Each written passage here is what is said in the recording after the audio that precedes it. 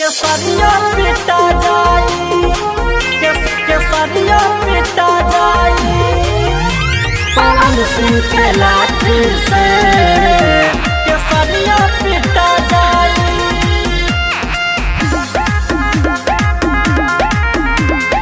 केसरिया पिटा जाई। सोची सोची माथा से जुए पसीना चढ़ गइले राजा चैत महीना सोची सोची माथा से जुए पसीना चढ़ गइले राजा चैत महीना छोड़ के कुल काम पियऊ जल्दी घरे आ जाई छोड़ के कुल काम राजा जल्दी घरे आ जाई कहीं घबरालू तू सारा खेत कटा जाई पवन सिंह के लाठी से केसरिया पिटा जाई हाँ नहीं के लाठी से झरनवा झरा जाई केसरिया पिटा जाई केसरिया पिटा जाई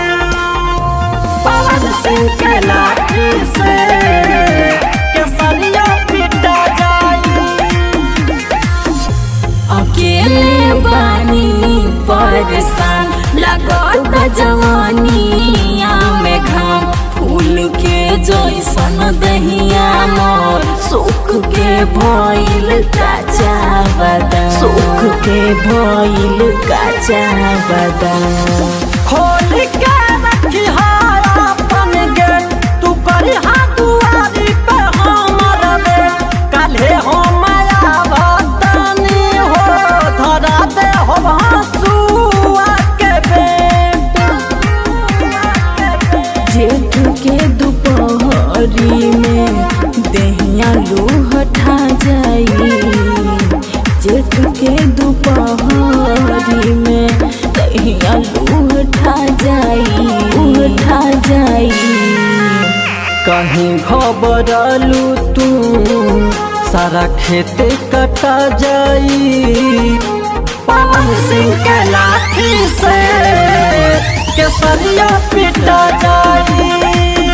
हाँ नहीं के लाठी से झरनवा झरा जाई केसरिया पिटा जाई केसरिया पिटा जाई पवन सिंह के लाठी से केसरिया पिटा जाई। बात खाली बोले ला बलम करेला न कवनो करम राजन राजा के जैसे हो रहेला गजा में मगन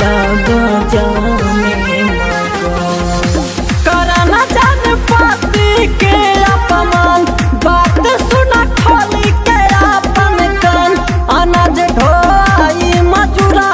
से तू करी हा खटिया पे परवीन किसन से कहीं सरसों साजाई परवीन किसन से कहीं सरसों साजाई कहीं घबरालू तू सारा खेत कटा जाई पवन सिंह के लाठी से केसरिया पिटा